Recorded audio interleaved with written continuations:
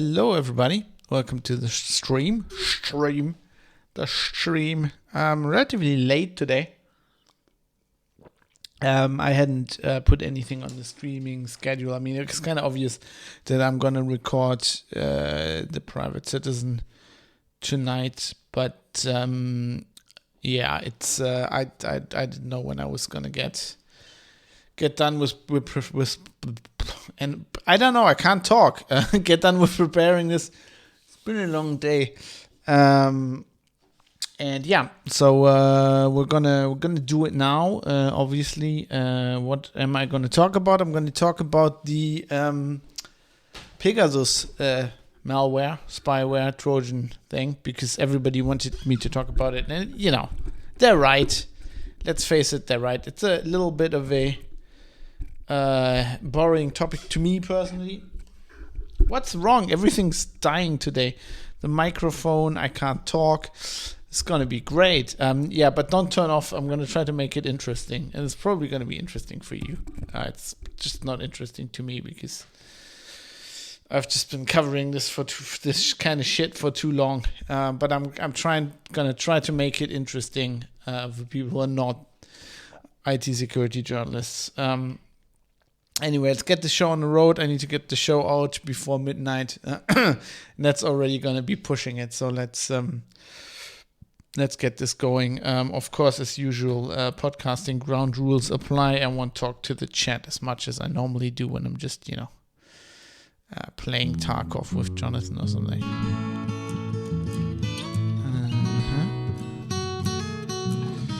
All right. That does look good. Does it look good? It looks good. Does it sound good? Let's get this going. Of course, as usual, podcasting ground rules apply. I won't talk to the chat. It sounds as good as I can make my voice sound, really. Playing Tarkov with Jonathan or something. There we go. Sounds good. Right. I'm gonna go right into it. No further ado. I'm just gonna do the show. Usual Wednesday routine here, and thanks for being there, and I hope this is going to be interesting to you. Let's see if I can't get a podcast recorded here. See if I still know how this works. Is it that button? It's probably that button.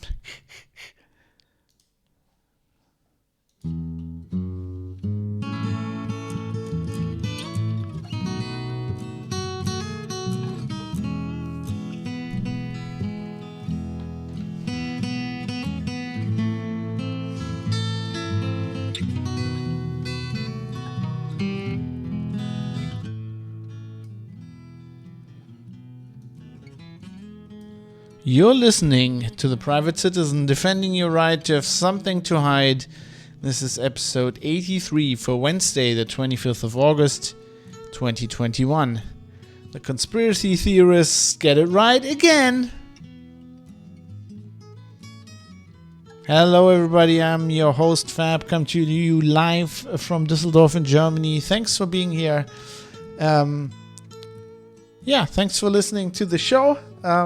Today, tonight, whatever time it is for you, I'm going to talk about a topic that a lot of people wanted me to talk about, which is the Pegasus spyware and, NSO Group, who make and sell that piece of phone spyware. Lots of people, I think I was kind of on the motorbike trip when the story broke, so I didn't see it initially, but also, I saw it flying by and I read it, and I read some stuff about it. I was like, I'm not interested in this, and I'm gonna sneeze. I'm sorry, that's hay fever. Okay, I'm gonna have to cut that out. Oh my god. Let's put a cue point here. Sorry, I'm just gonna mute myself for a second while I'm gonna blow my nose.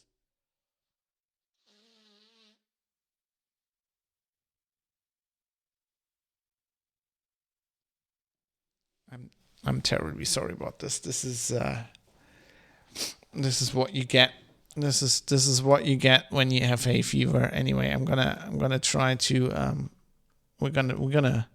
we'll fix it. We'll fix it immediately. In this, and I'm gonna sneeze. You can kind of hear that I'm sneezing. I was like, I'm not interested in this.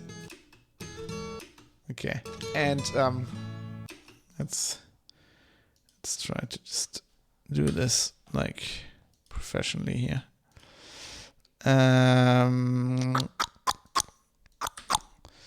I saw it flying by and I read it. Now I read something about it. Thanks, Jim. Like, by the way, interested in this. See it initially, but on the motorbike trip when the story broke, so I didn't see it initially. But also, I mean, I saw it flying by and I read it. Now I read some stuff about it. I was like, I'm not interested in this.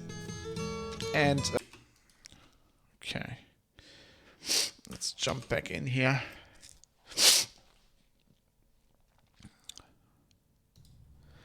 I mean, it's not like that I'm not interested in the topic. I'm very much interested in the topic, but it was kind of news to me 5 years ago. And it's another one of these situations. I've talked about this on the show before that I've completely, I missed like the relevance of the Snowden revelations initially.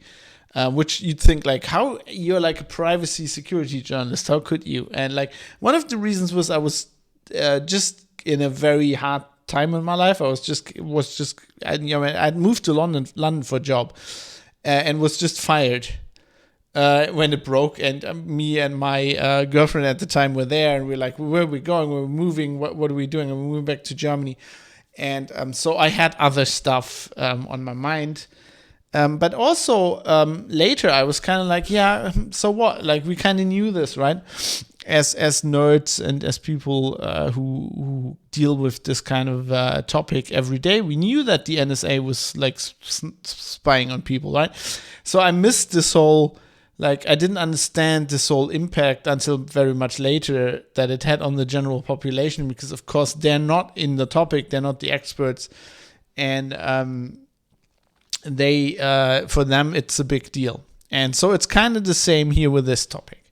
And while it's still not very interesting to me, I'm going to give my best to make it interesting to you, because I think it's very important to talk about this, and it's obviously something that lots of producers wanted me to have a viewpoint on. So I'm going to do that today. As an aside, before we get into that main topic, sorry, by the way, I'm struggling with hay fever for some. It's like Murphy's Law, right? So it's like I'm recording this at 9:00 in the evening.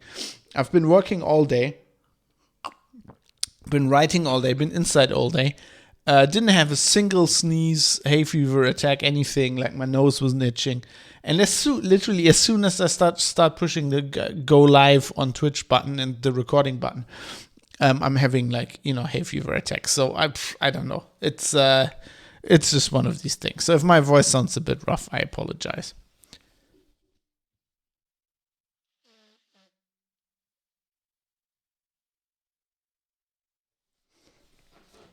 Right, I'm gonna make a note here to cut that out too. I'm sorry. Yeah, and before we get into the main topic, there's just something I wanted to mention. I've looked at the stats for the podcast again today, and it was very interesting to see. This show is steadily picking up listeners. Of course, this is as far as I can tell, it's like really hard with podcasts and stuff. But basically, listenership has about doubled over the last 6 months. And it has the show has no more listeners than any other podcast I've ever done, except, of course, Linux Outlaws, which is some people still know me from, and, got to know me from that show. But we now have about a third, or I on this show have about a third of the LO listeners at its, when it was, at the height of its run, which, LO at that point had been around for 7 years. So I'm kind of happy. I'm kind of happy where we are. I think it's cool. I think I like that a lot of people seem to be interested in this topic. And and it also explains why I'm getting so many emails from marketers lately, which is, annoying, but a small price to pay. Advertising all kinds of podcast services or other shit that I don't need. So I'm pretty happy with that. So let's get into the main topic here. And I'm just gonna I'm cutting this all over the place anyway, so I might as well just quickly explain to Jim. You still had music in the background. The cut's probably gonna be pretty obvious. No, I've got music on its own track, right? I can just move this track over. I do it now, but like what I need to do now, I need to have it lined up like this, so I'm recording both tracks. So when I play, a sound effect, that it's going to be on the right. But like later on, I can just cut out some of the silence here and then move that over. It's going to be completely seamless. I've been doing this now for, really started podcasting in 2006, but originally started in 2005. That's 6, 7, 8, 9, 10, 5. I can't even count. 6, 7, 8, 9, 10, 11, 12, 13, 14, 15, 16, 17, 18, 19, 20, 21. That's 16 years I've been doing this shit. That seems unbelievable. Anyway, yes, so I'm just gonna fix it in post. I'm just gonna cut all this shit out, but it's gonna be completely unnoticeable. Well, if you know where the cut is, you'll probably notice, but listen to it on the podcast. It'll be perfect. We'll fix it in post. Where are we at?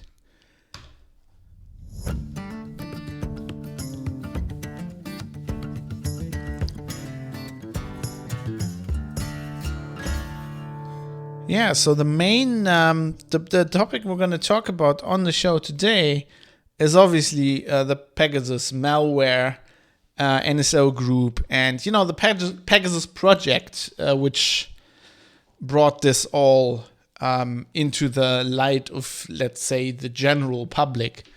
So I'm going to give a little background on what happened here. So the Pegasus project is an international collaboration of investigative journalists, and they basically reported on, I think, a list of 50,000 phone numbers, phones that had been infected with this malware.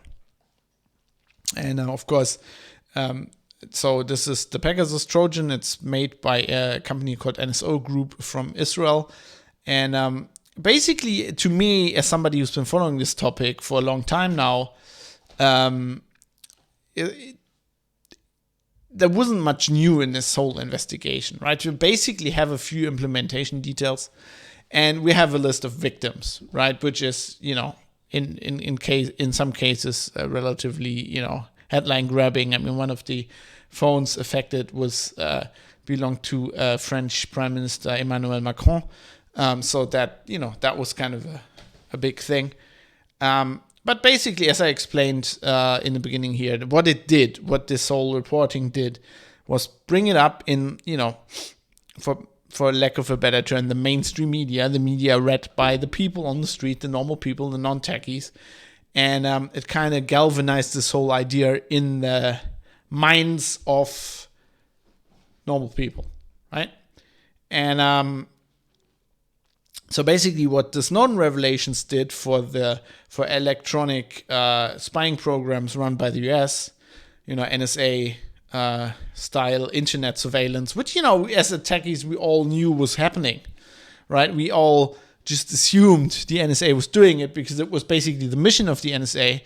Hard drives had gotten cheap. We knew it was possible. We had indications of internet backbone. There were always reports from like technicians where they're like, okay, so I went to work on this internet backbone, and there's like this room that you're not allowed to go into, right? And like there's like lots of Ethernet cables going to this room. So we kind of suspected, but basically knew that they was just going to copying internet traffic en masse and writing it to hard drives and then scanning it, probably for unencrypted traffic, and just storing it and looking at it and analyzing it. which, at this point basically was a conspiracy theory, just like this. I mean, the fact that there's an Israeli company with the, the tacit or not so tacit approval of the Israeli government, like selling the spyware, and, government officials, activists, dissidents, journalists being spied on. There was reports about all of this, but it was basically, it was in the realm of a conspiracy theory, pretty much. As far as the general public was concerned. But, it's kind of one of these others. I always say this, I think the term conspiracy theory, or the way it's used these days, is incredibly, naive almost to me, because there's always, somebody says something and then like the journalist goes, that's a conspiracy theory. There's those conspiracy theory nutters. And completely leaving aside that there's been conspiracy theories in the past who have been, a conspiracy theory, like any theory, can be right or wrong. The problem is that they're very outlandish ones, where they're like, all the world's government are hidden under the earth, in the hollow earth with Hitler, and they're all reptiles, and they're like drinking the children's blood or whatever. Of course, that's bullshit. Like with any theory, there's bullshit theories, right? There's bullshit theories about where humans came from, i.e., God, like an old man in the sky, sending like his son to Earth and then making a baby without having sexual intercourse. That's this bullshit theory, right? But so like any theory, a conspiracy theory can be bullshit, and there's certainly probably the majority of them are bullshit. But there are conspiracies, especially when you get into the realm of that we're going into now. I mean, we're talking, intelligence services, government sanctioned spying. Those are conspiracies by definition. I mean, a intelligence service basically is a big conspiracy. And, governments work together in clandestine ways, right? I mean, you don't even have to go into technology, but, stuff that came out about the US government and, them smuggling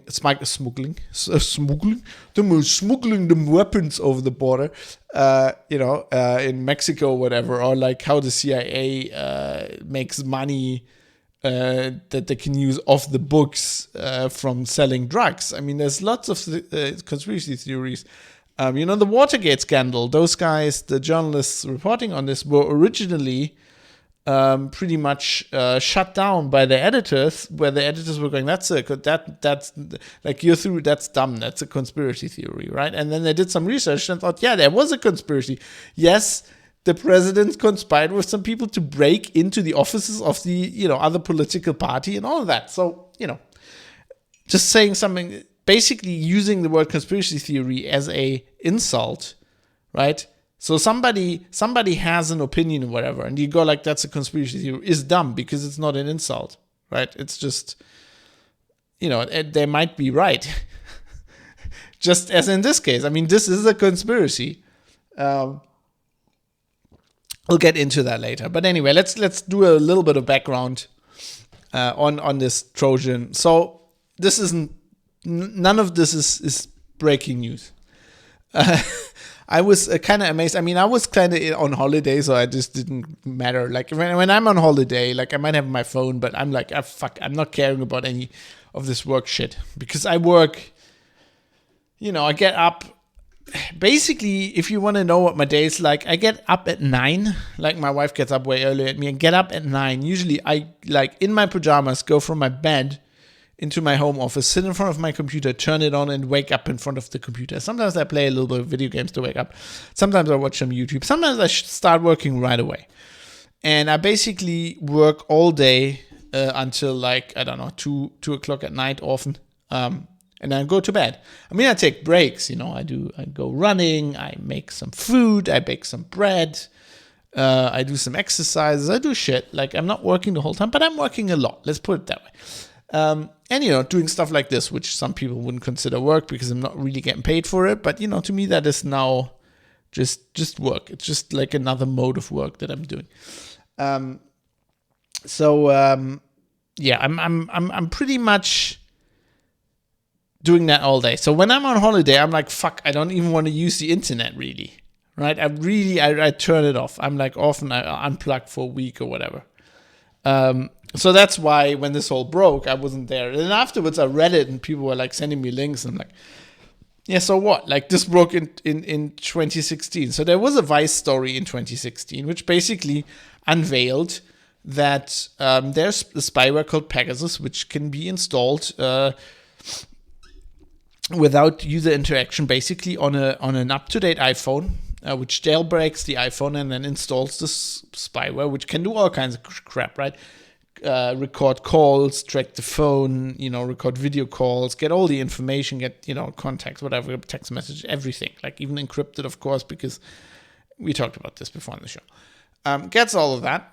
And that was in 2016, so we kind of knew that. Then myself, when I was working for Heise, I actually wrote about this several times. I wrote about NSO Group. I wrote about the Android version that was discovered in 2017. And, I almost exactly 3 years ago, like this was like in August of, this is August 31st, 2018. This is actually, I'd already handed in my notice at Heise. I stopped working there at the end of the year. I was writing about this story where this was originally on the New York Times. Basically, NSO Group had hacked a prince, an emir, and a journalist to basically, impress a client. They were like, look what we can do. Like, you should buy our software. Like, they were in negotiations. And they were like, okay, so these people you find interesting. Okay, let's just give you a demonstration. Just hack their phones and see what you can get. So this isn't new. None of this is new. Like that it works on up-to-date iPhones. That they've been targeting politicians, high-ranking politicians. That they've been targeting dissidents. That relatively shady countries have used this. Like we're talking. Lots of these. There are the companies in Israel, so it kind of makes sense. Lots of their customers are Gulf states. Lots of these states are, totalitarian regimes. I mean, some of them are kingdoms, whatever. But they're totalitarian regimes. So we knew all of that. Like we even knew that journalists, which is always important for journalists. Oh my God, journalists were hacked. Of course. You can expect that. That's par for the course, comes with the territory, as Harry Bosch would say. So it's not really news, but let's have a little background. So this is basically Wikipedia has quite a good set of articles on this. This is on Pegasus. I'm just going to read out a little bit of so you're up to speed. You might not know any of this. You might come to the show and you're like, yeah, to me, this was news last month. So, and I'm not trying to make fun of you, understand? That's not, when I'm saying it's not interesting, I mean, me personally, I'm not saying you should find it interesting. I'm not saying why didn't you know about this before last year? I mean, it's not your job. You only know when it's in the BBC. Totally fair. Maybe you haven't heard anything about Pegasus and you're coming to this and you're like, what the fuck is this? So I'm gonna read a little bit about this so we're all on the same page.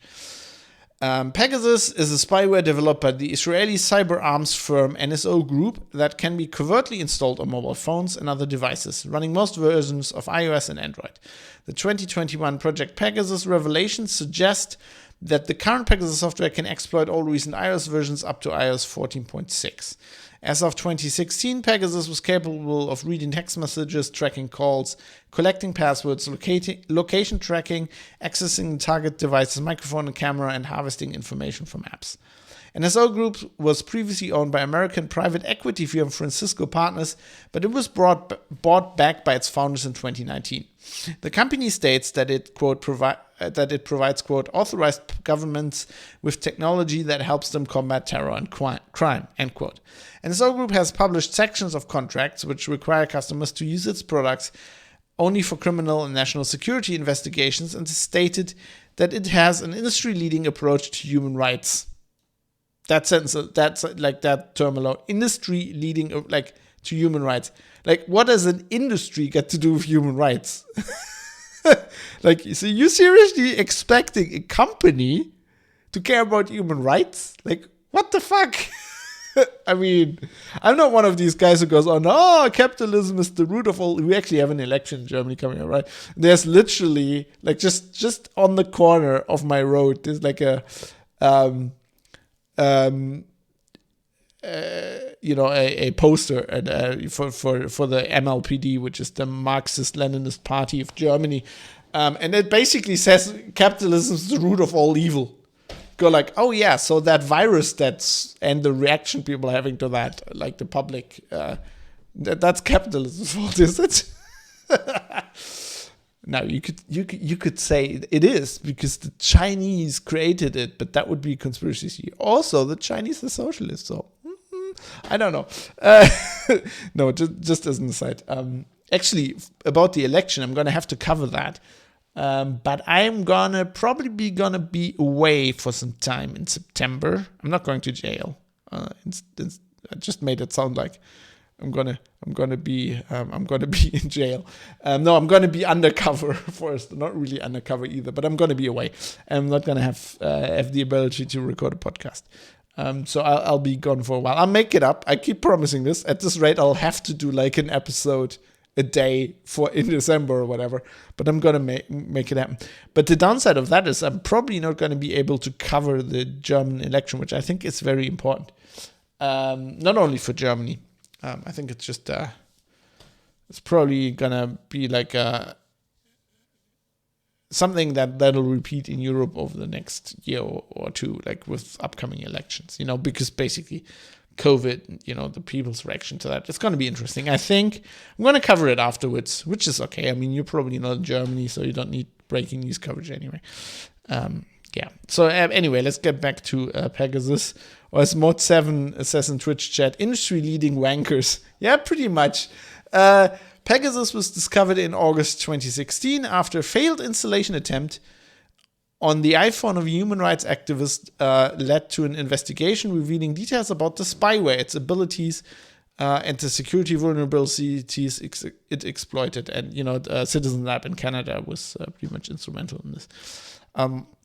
News of the spyware caused significant media coverage. Well, not really, because why is it breaking news now? When nothing has changed. Anyway, it was called the, quote, most sophisticated, end quote, smartphone attack ever, and marked the first time that a malicious remote exploit using jailbreak to gain unrestricted access to an iPhone had been detected. On August 23, 2020, according to the intelligence obtained by the Israeli newspaper Haaretz, NSO Group sold Pegasus spyware software for hundreds of millions of US dollars to the United Arab Emirates and other Gulf states for surveillance of anti-regime activists, journalists, and political leaders from rival nations. So this is last year, August last year. This is a year before the current Pegasus project revelation. With the encouragement and mediation by the Israeli government. Later in December 2020, the Al Jazeera investigative show The Tip of the Iceberg, nice title by the way, exclusively covered Pegasus and its penetration into the phones of media professionals and activists and its use by Israel to eavesdrop on both opponents and allies. So all of this is like, again, we knew all this, right? So there's nothing new. We also knew it was being used as late as December 2020. I have a link to so if you go to privatecitizen.press, that's the website for the show. As usual, there's copious show notes with all the stuff I'm talking about, all the quotes I'm reading out. I'm keeping them there in case somebody changes them on a media story or on Wikipedia. It's kind of like the archive,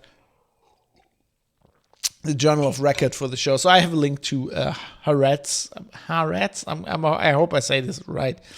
I'm from Germany, so there's I don't have as much contact with Yiddish as people from the US, for example, would have. There's for regrettable historical reasons and quite obvious reasons. So I don't know. I'm hoping I'm saying this wrong and right actually, and not butchering it too much. Anyway, So let's look at what the Pegasus project investigation revealed this year, right? Recently, last month. Oh, I'm missing something in the show notes here. I'm going to need to fix it. I'm going to do that live on the show. I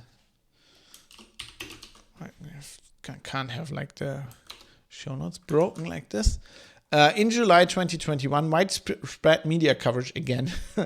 Why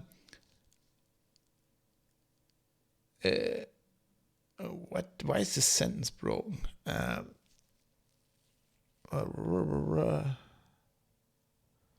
Anyway, in July 2021, widespread media coverage, part of the project Pegasus Revelations, along with an in-depth analysis by human rights group Amnesty International, uncovered that Pegasus was still being widely used against high-profile targets. Well, no shit. It showed that Pegasus was able to infect all modern iOS versions up to iOS 14.6 through a zero-click iMessage exploit. You know, as if you ask any security journalist at this point, without any investigation by, any journalist or Amnesty International, they would have said, yeah, we assume it's still going to work. Because, Apple has tightened security and they've tightened iMessage security, but this is something, by the way, something I've always had. I can remember when I was working for Heise, there was this weekly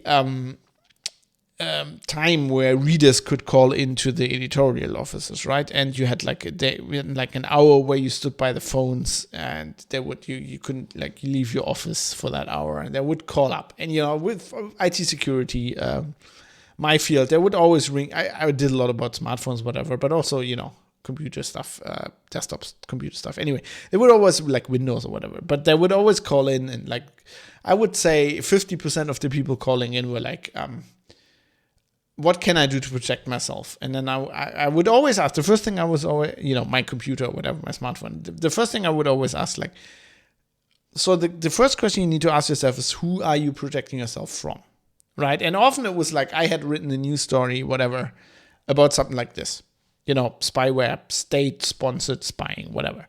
And then they would go, well, it's easy to give people, but it's possible to give people practical approaches to, let's say, okay, I don't want to get malware from the internet, right, on my Windows PC. And you can go, you should have antivirus installed, right? You shouldn't click on links in emails. You should think before you download software, is this free screensaver really necessary? Where are you downloading it from?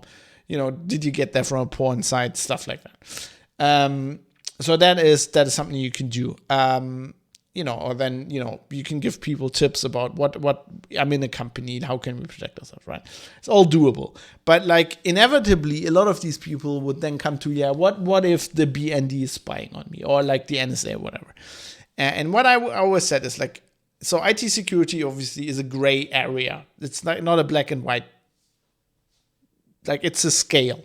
Right, your computer is never completely secure, and you're probably never completely unsecure. You're on a scale, and you're basically balancing your need for a usable system, convenience, against security. Right, because there's the old saying: the only secure computer is the computer that's turned off and not plugged into the wall or the internet or anything. Right, it just sits there and is turned off. That's the most secure computer, but it's also completely unusable.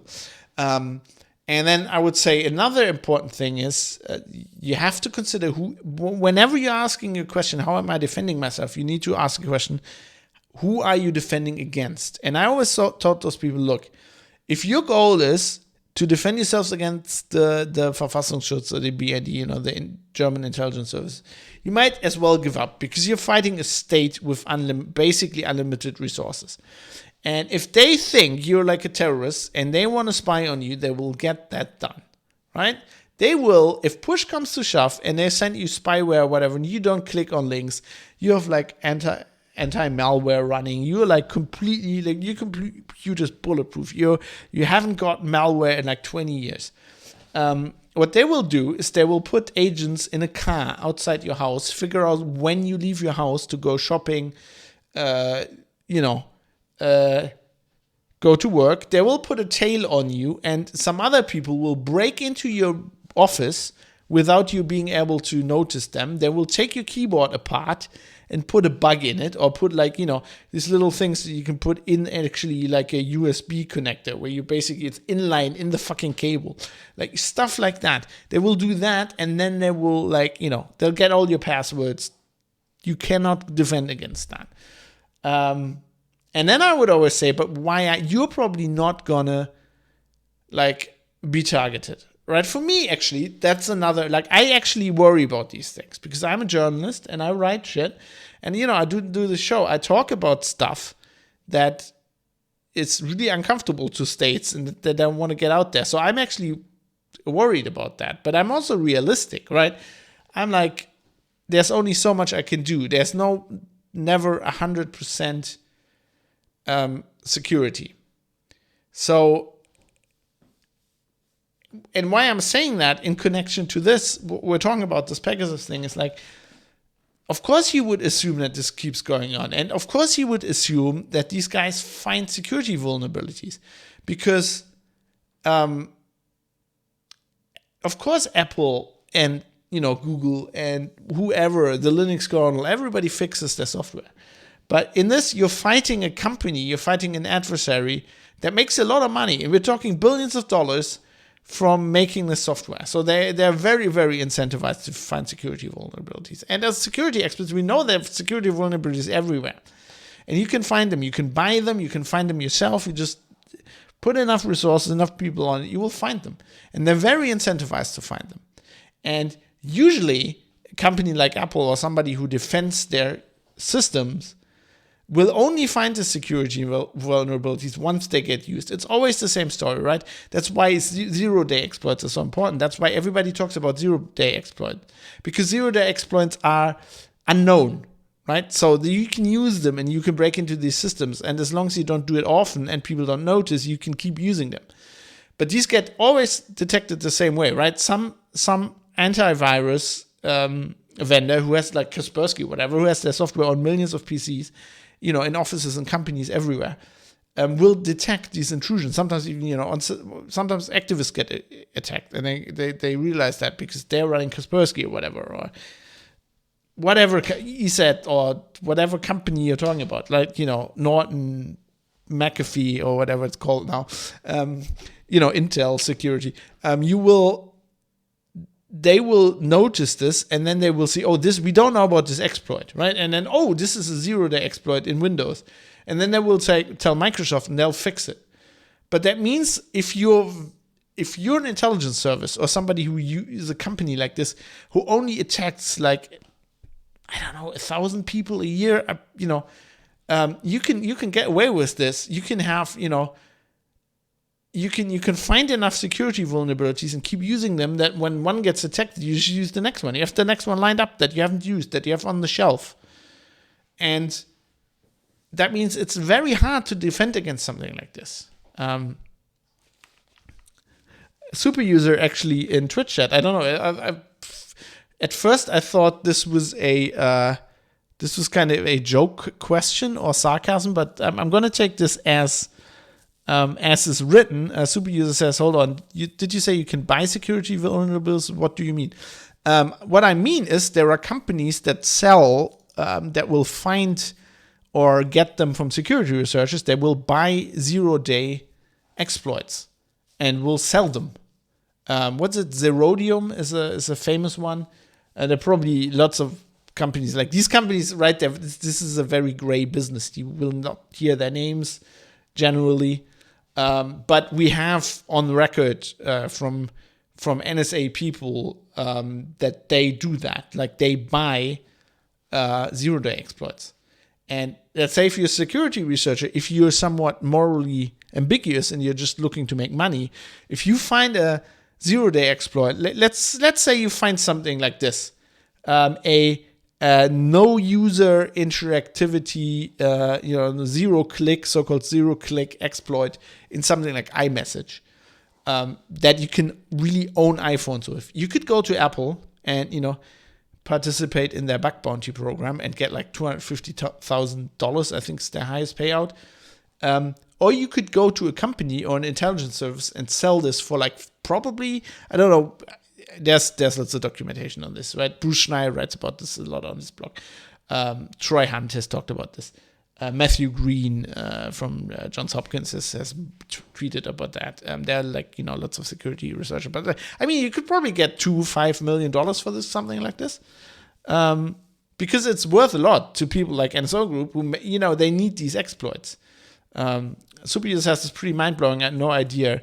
My first thought was government backdoors, but I didn't think they had to pay for them. If it's a security researcher doing it, it's also really bad. It hurts the image of the whole white hat hacker industry. Yeah, but these people don't. That's why the term white hat exists. Like this whole hat thing, which goes back to the westerns of the 60s or whatever, where the hero always wore a white hat generally. And then, the bad guy wore a black hat. There are, of course, in your westerns exceptions. I mean, Magnificent Seven is a good example where Yul Brynner wears a black hat. But, Steve McQueen in his, white hat cowboy image is a good example for white hat. But, that's a self-applied discourse. It's kind of like journalists, right? And there are people who call themselves gray hats, and there are people who call themselves black hats. I mean, that's why the Black Hat Conference called Black Hat. And except Black Hat's a good example. So I've never been at Black Hat, but, if you talk to people who've been there, at Black Hat, U.S. federal intelligence services and federal agencies have a presence. And they are security conferences, and they will approach people. They will recruit people, and they will also basically drop the hint that they're open to buying security vulnerabilities like this. And in the security sphere, there's been a long discussion about, for example, the NSA, even they haven't like straight admitted that they're buying 0 days, but even like what they've clearly admitted is like hoarding, like having them, right? If they know, they just keep them. And because the NSA's mission is twofold, it is the NSA is there to attack enemies of the US, on the internet, computer systems, but they're also there to defend US computer systems, especially of federal agencies. So it's always an argument that if they know of a 0 day, let's say in Windows, and they don't tell Microsoft because they're keeping it for an attack, right? There's always the danger that somebody else has found this 0 day, right? So the Russians might have found it and they might be using it. And often there have been, in the past, there have been these things where like a big attack was mentioned, was discovered. And then the NSA actually came out and gave information about the security vulnerability because they clearly knew about it, but didn't tell anybody about it. And then it became a huge thing, national security threat. And then they're like, okay, now we tell CERT or whatever. But if you had been a black hat, would you have admitted? I mean, there are clearly people who are black hat who admit that. I mean, it's not about being evil. It's a moral code, right? If you're a white hat, basically what you're saying is that I will only use my abilities as a hacker for, morally, I have a moral code, right? Only for good. I will not harm people. I will not attack anybody's computer systems. If you're a gray hat, you're somewhat ambivalent. So gray, for example, if let's say if you're a security researcher, you find a security vulnerability in let's take a company that I've had experience with and that I know this is true. Let's say you find a security vulnerability in a Netgear router. And you're a security researcher and you go to Netgear and you tell them. And you're like, so I want to write about this because I found this and, I want to get credit, but I'll give you 2 months to fix this. And then either they don't respond or they, you get run around or they'll tell you, yeah, we'll fix it. And 2 months, nothing happens. A white hat will not publish any information about this because a white hat's like, if I do that, I could harm users of Netgear routers. A gray hat is like, I've given them enough time. I've tried to do the right thing here, but the Russians might have this. And there might be attacks underway right now. This wasn't hard to find. I'm probably not the only security researcher who found this or the only hacker. So I'm gonna pressure the company, and at some point I'm going to publish it. Even though that might create harm for some people, it's also a net good for society, for example, right? And a black hat will say, I don't care about morals. I think morals are, this is kind of like, D&D style moral allegiances, right? You're like, morals are like, I'm a capitalist or whatever. I don't care about, I just care about money. If I find a security vulnerability, I'll give it to the person who gives me the most money. And there are people that, admit to this, that say this. I mean, there are people on Twitter, well-known security researchers. So chaotic neutral. Yeah, I mean, the D&D system is a bit more nuanced. But yeah,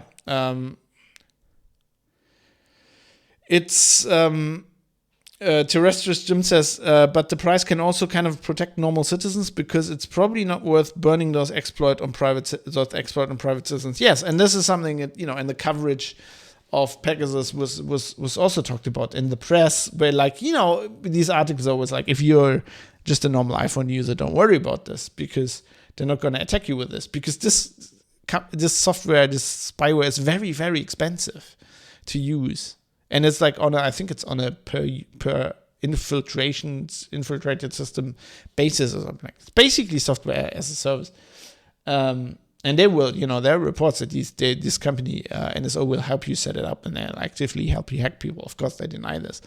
But yeah, so it's not something that is used against average citizens. And the underlying security vulnerabilities that are used to get into the system are a big factor of this, right? Because you can only use a 0-day that much until Apple goes, fuck, we're noticing, right? The vulnerability that was current, with this that was being used with this investigation, this Pegasus project is probably fixed. I don't even know if they named the actual security vulnerability, but Apple will have fixed that. So they're like, okay, now we need another one. Anyway, let's finish this look back. So we're talking a zero-click iMessage exploit. The investigation suggested that Pegasus continued to be widely used by authoritarian governments to spy on human rights activists, journalists, and lawyers worldwide. Although NSO claims that it is only intended to use against criminals and terrorists. Of course, they say that. Now, also, the press always goes like human rights activists. Yeah. But I mean, they use that against anybody that, they think is a enemy of the state. And we're talking authoritarian governments, right? So when they say we're using it against criminals, that's, an activist is probably, I don't know, in Saudi Arabia, it's probably violating. I mean, we talked about this on the show in other contexts. With Yevgeny, who's a producer, who wrote in, and we're talking about Russian laws and how they're different from European laws, right? In some countries, something that is considered freedom of the press, where I am in Germany, is probably a crime, right? So what I'm going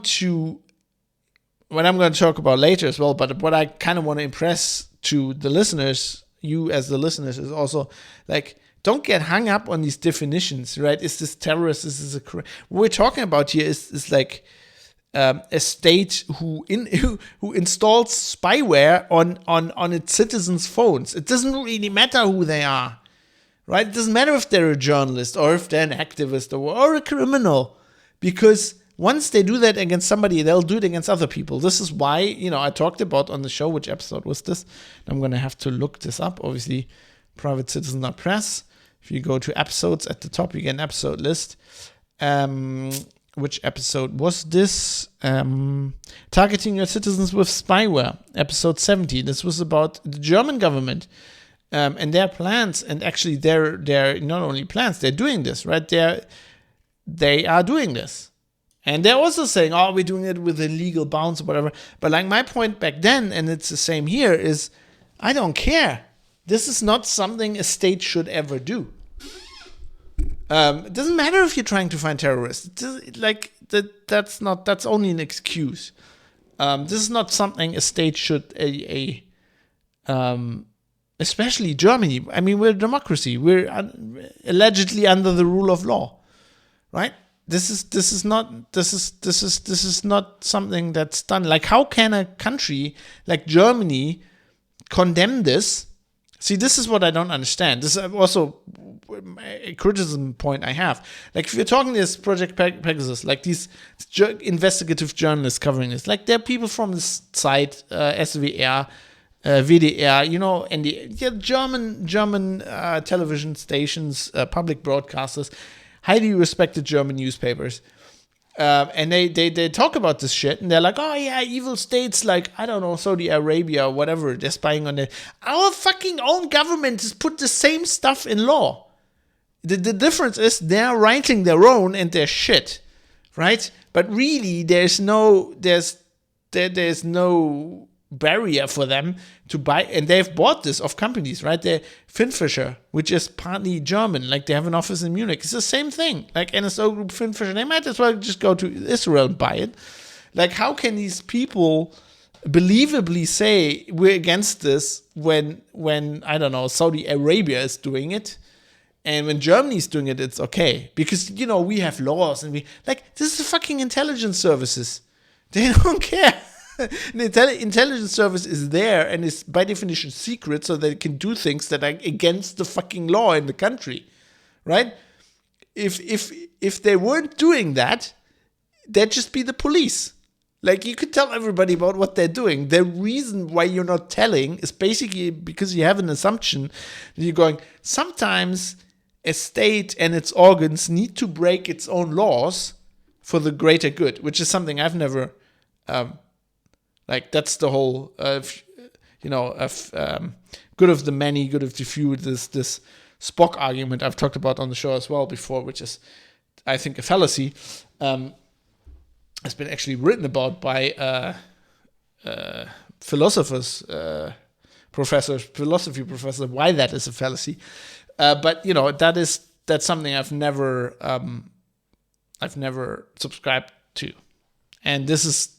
Here you have a good example why shit like this always backfire, right? So Mode 7 says, yeah, in Twitch chat, yeah, you can always redefine who is criminal. And Terrestrial Jim says, for example, being gay, totally fine, at least since the 70s in German law, punishable whipping or even death in Saudi Arabia, right? Yeah, and hanging a Nazi flag in your bedroom, totally okay in the US, highly punishable by law, a criminal offense in Germany, right? What a distance to cover going from whipping to death. Well, if you whip somebody enough, they pretty much die. So anyway, going on with this, reading this from Wikipedia. Targets include, so this is still the Pegasus Project investigation. Targets include known criminals as well as human rights defenders, political opponents, lawyers, anybody basically. Lawyers, diplomats, heads of state, and nearly 200 journalists from 24 countries. Oh my God! Journalists! I mean, we have a list of 50,000 phone numbers and nearly 200 journalists. Oh my God! That's, I don't even know. What's okay, I can't do math. What's 200 of 50,000%? See, this is why we have the internet. 200 is what percent of 50,000? Now I have to enter this in this website. No, I don't want that. 200 is what percent of 50,000? Why isn't it? What is this fucking website? Just give me the fucking answer. 0.4%. Your default search engine is Google. Yes, I will readily admit to this. I thought it would be DuckDuckGo. I'm going to do an episode on DuckDuckGo at some point. I'm going to explain why I don't think that's the solution. But, to make it short, I mean, I've said this from the beginning on the show. I'm a pragmatist. I like to talk about privacy. I like to have privacy. But I'm also not you. I'm not like the normal use case. I'm a journalist, right? Let me tell you this. I'm doing research for a living. And if you do research for a living, Google is still the best search engine out there, right? I can't fucking prioritize my privacy over my work. And I do have different, like this is just, my normal Windows setup that I do everything. Not everything on, I do the show on and streaming, whatever, and gaming. But, I have a Linux partition on this machine. I have several VMs, and not all of them are set up the same way. Let me put it that way. But anyway, yes, for work, definitely Google all the way. It's just better. It's just better. But I'm going to talk about DuckDuckGo and alternative search engines at some point. It's on, especially DuckDuckGo. It's on the list, believe me.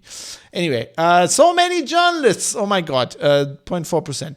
The Guardian mentioned 38 journalists in Morocco, 48 journalists in Azerbaijan. It's important where the journalists are. 12 journalists in the United Arab Emirates and 38 journalists in India having been targeted. This cracks me up because it's so inside baseball. Like having been in editorial offices, like, oh, how many journalists? Like, who your readers don't give a fuck. The journalists are always, oh my God, they were spying on journalists.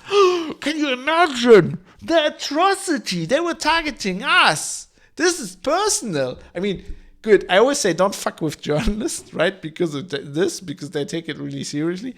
But it's a bit laughable. I can't use Google in Emacs, says Mode 7. I have a podcast to do right now, but there's probably a way. And if there is, you can find it by using Google.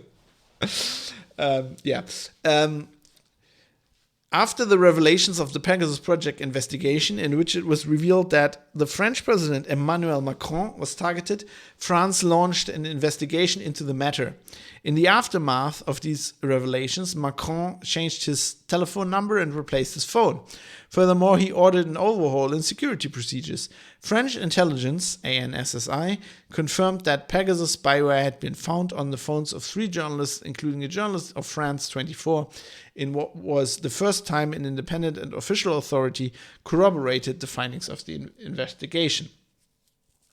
And if you then look at what NSO Group says about this, pretty much I had the same experience when covering these stories in the past.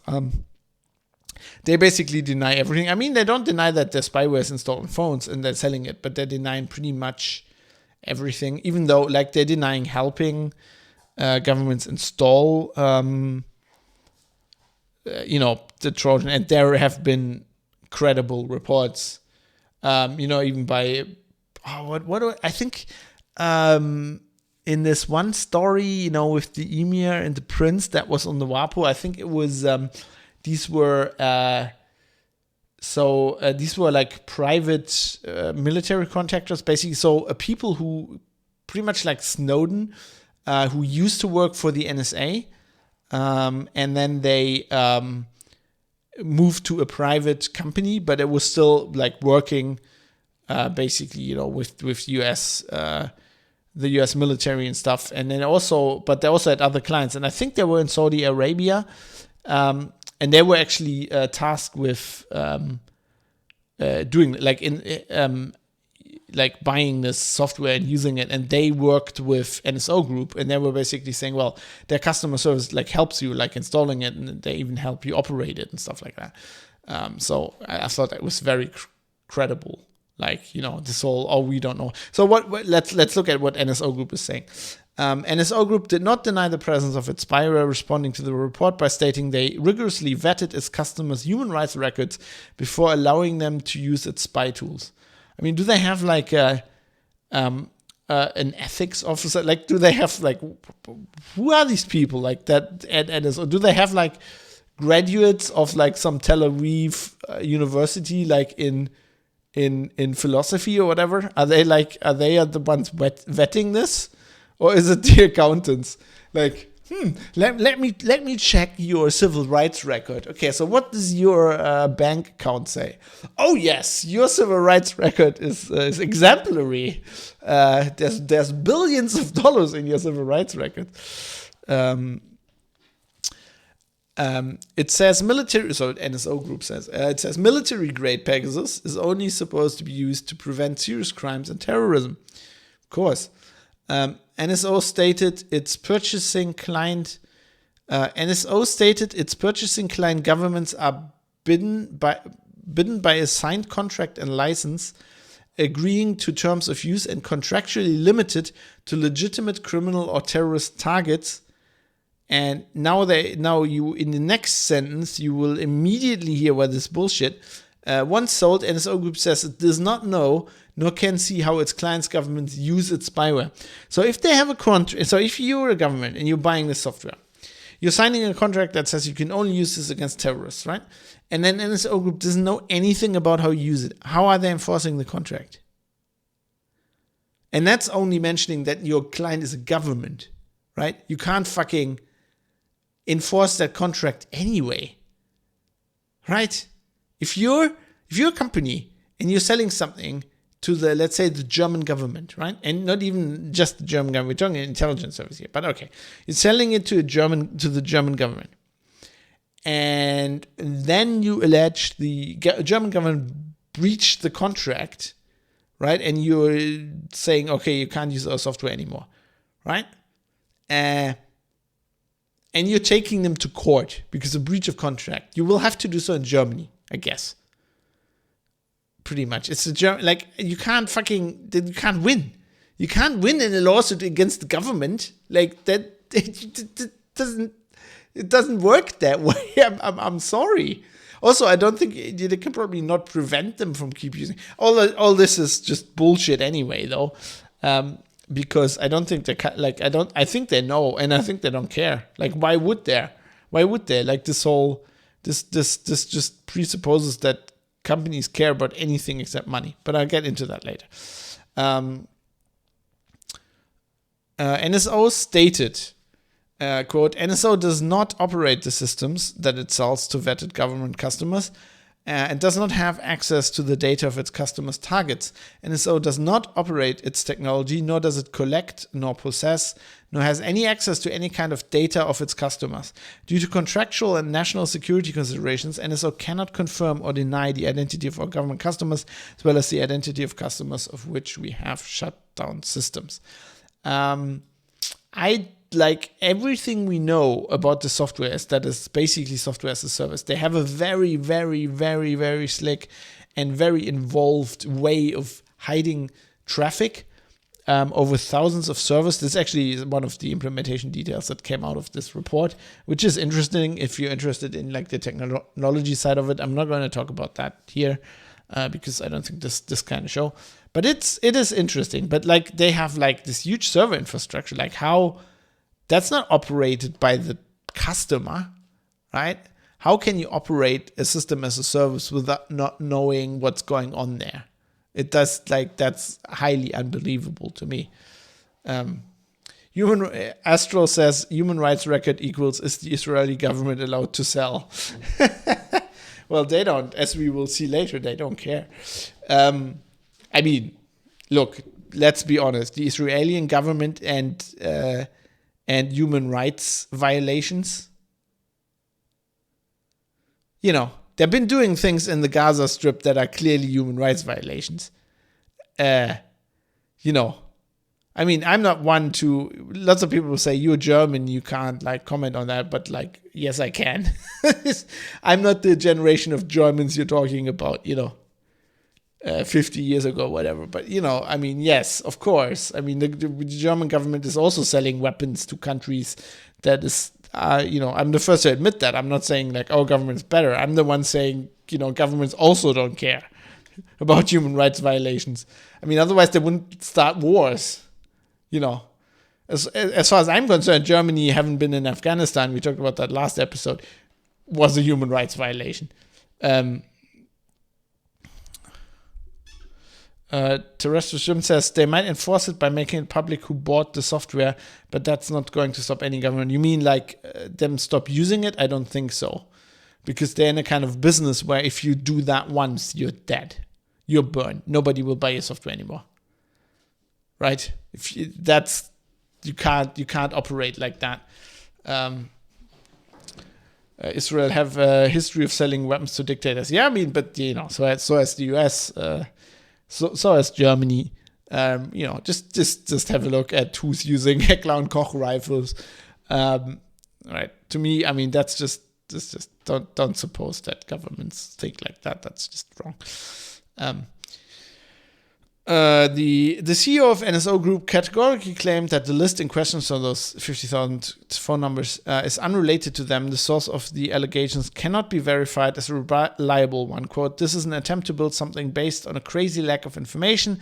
There is something fundamentally wrong with this investigation." Which is clearly bullshit, because taking him at his point, okay, so you're saying this is all wrong because there's a lack of information, right? So you'd follow that up with giving us some information. All they're saying is some journalists, for some reason, have it out for us and they lied and they made up all this shit. But they're not saying this is how it is, right? They're not setting the record straight. You can't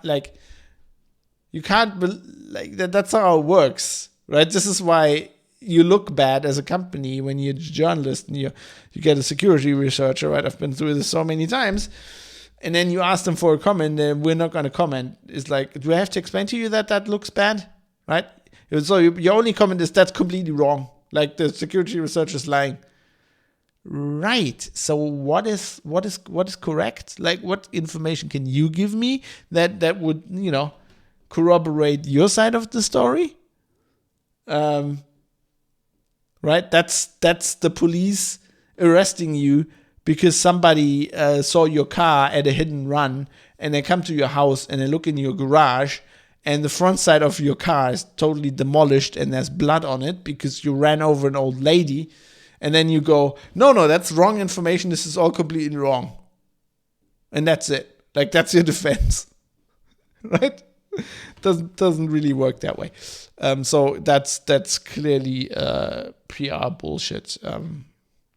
So what is new about this investigation? Let's try to talk about that then.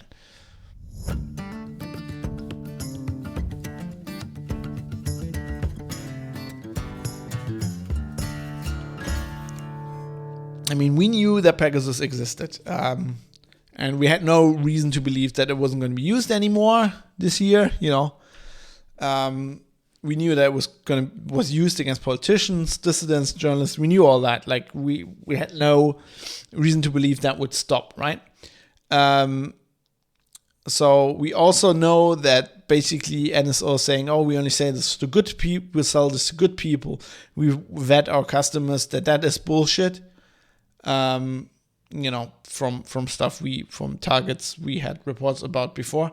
So, there's only some juicy details that was basically interesting, but, Macron and that it was confirmed that it still works on current iOS and, no user interaction or whatever. But as I said before, this is still an important topic to talk about because this reminds me very much of Snowden, because as with Snowden, nobody in the public and in the what I would call mainstream media organizations, so not stuff like, I don't know, Vice, Ars Technica, Heise, not very specialized technology press like this. They didn't listen to the experts, right? The experts warned them years ago, in some cases decades ago. They said, the NSA clearly has this capability. They're clearly doing this. There's no reason why they're not doing this. And these people who said this were borderline, they were either ignored or they were, basically they were just kept skeptical thinkers, like people like us, using their own brains, having a bit of common sense. They were like, hard drives are cheap. We have all this technology. The NSA has that mission. Why wouldn't they do that? And these people were either ignored or branded as some little bit of a nutcase or maybe a conspiracy theorist, right? But then, okay, Snowden comes out, works with journalists, the journalists publish this, and suddenly it's like breaking news, right? But basically what we've done is we proved these theories that experts had for years correct. Surprise, right? And the big surprise is that, in case of Snowden, and in this case, there is actually a conspiracy. There is a conspiracy by state organs to spy on citizens, And in this case, even with like the tacit or not so tacit approval by the government of Israel. Like, that is a conspiracy. It just turns out to be right? And I kind of have to apologize. I'm sorry. I know I'm incredibly cynical about this, right? But like, you have to understand why. I've been seeing like the same pattern for. I've now been. It's unbelievable. But next year in March, 1st of March next year, I will have been a professional journalist for 10 years. That's a decade. I can't even believe that. But even longer than that, I've just been a nerd and been doing this not professionally, but in my free time. And I've seen this pattern repeat and repeat and repeat again. It's not only Snowden, it happens all the time. So people, the mainstream, the people, in the normal journalists that write for a big audience, and the public, they will not listen to experts, right? They will belittle them, they will ignore them, they will brand them as nutcases. The paranoid, right? This Linux tinfoil hat people, right? Until something happens, until something changes, the journalist gets the right input from the right source, or maybe the right motivation. Something happens, some big name is suddenly involved. Hacking people's iCloud doesn't. Nobody cares. For years, nobody cares. Jennifer Lawrence iCloud gets hacked, and there's pictures with like fucking semen on her face, and everybody's like, "Oh my god, an iCloud got hacked. What are we gonna do? We're all gonna die," right? And that is like, it's just fucking annoying to me, because I'm on that side of the experts where we're going, this is happening. Even as a journalist, I'm writing stories about this. Nobody fucking cares. Right? You actually go to like mainstream, and I've done this several times. I've done this for Heise. I've done this as a freelancer. I have this story. It's like, don't you maybe want to put this in their Spiegel? And like, no, nobody really cares. It's not for our mainstream. Like, it's not for our audience. You can't really. It's too technical, right? But somehow it's a story. And what's most ironic about this, and which really like pisses me off, is that's often journalists, right, who ignore this shit, and they know about this. It crosses their desk, but they're like this doesn't. Nobody cares, or they're actively actually belittling experts that are saying this. So there's a panel at a security conference, whatever, and somebody says, "Well, my God, this is happening." And they're like, this conspiracy theory, tinfoil hat idiots. Look, they're crazy. They're just McAfee, he's on coke or whatever. Okay, McAfee maybe is a bad example, but then later it comes out and it's a story, and then they're outraged because journalists, oh my God, they've targeted the journalists, right? So I'm sitting here going, I'm writing stories like almost 5 years ago going, this is really bad. There's a company in Israel that's doing this, right? And, the US is allied with Israel, whatever. Germany is friendly with Israel. And you're going like, this is a government, and they're doing this and they're like, this is bad, and they're attacking journalists and everybody. They're attacking everybody, and nobody fucking cares. And then suddenly it's a story of, oh my God, all the journalists go, oh my God, there are 200 journalists on the list. They were attacking journalists. How dare they? Just fucking annoys me. Mode 7 also points out, this is a good point in Twitch chat here, with the Snowden stuff, the thing he's already said are happening, keep getting reported on like it's new. That's the other thing, right? That's the other downside of the news cycle, right? So this now gets reported as breaking news. It's breaking news for 2 weeks, and everybody's like, oh my God, talking to their friends about it, and then it's forgotten. Right? And then the next time something comes around, it's either reported as new, oh my God, they're spying on iPhones, or it's like people like get wary of it and they don't care anymore. Right? Or they just forget it and start believing NSO groups or some government's lies about it again. And you're like, dude, no.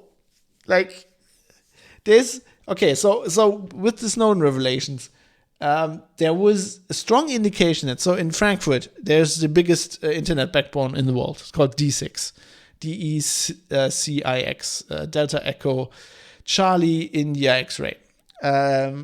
It's the biggest. It's huge, and there were material in the Snowden revelations that basically said the NSA was working with the BND and has the capability. They have basically for every Ethernet interface in this huge backbone, they've duplicated it.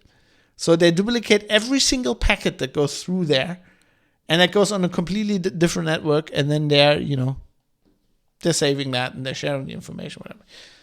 And everybody denies this. Like the BND denies it, the German government denies it. This is not happening. It's completely not happening.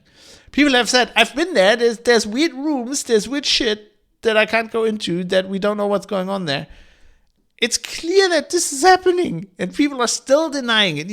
Snowden said this. You believed Snowden and everything else. But no, the BND is not doing this. That is all the evil Americans. We fucking knew they were sharing shit. Like the BND was going, oh, we can't spy on Germans. You can spy on Germans. You can spy on Americans. We can spy on Americans. Just you spy on the Germans. We spy on the Americans. And then we actually exchange data. And it's all well. It's all good. Everybody's happy, right? It's shit like that where you're going, like, the people forget this again. And this is also, I think, important why I have to talk about this and see it like also from a different angle than people in the like normal press and maybe on Twitter are doing it. So why I think that this is boring, like this topic for me is really boring, because, I cared about this 5 years ago when it was actually breaking news, and I wrote about it, and then it's like, yeah, I know this now.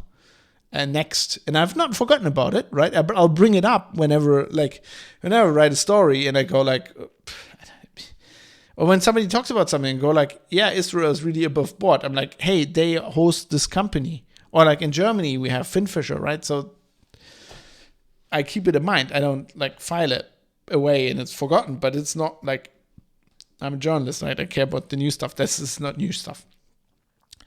But I think it's still, like with Snowden, it's important that we need to talk about this and that people don't get duped by the same stuff over and over again. And something I just realized when I was doing the show notes is actually, 3 episodes ago, episode 80, I talked about, Biden and cyber war and how it would lead to real war, right? And this was actually after so this was the beginning of August. This was after these Project Pegasus revelations, but because I hadn't dug into that, I hadn't known about that. Otherwise, I would have brought it up in that episode. So I'm bringing it up here now. You have somebody like Joe Biden, the president of the United States, going, hey, the Russians are hacking us. This is cyber war, and we might retaliate, like with real war. Presumably, if it's the Russians using nuclear weapons or whatever, right? So, but we just had a revelation that Israel is hosting a company that does this. This is an Israeli company. The Israeli government knows they're using this. They're conspiring with this company.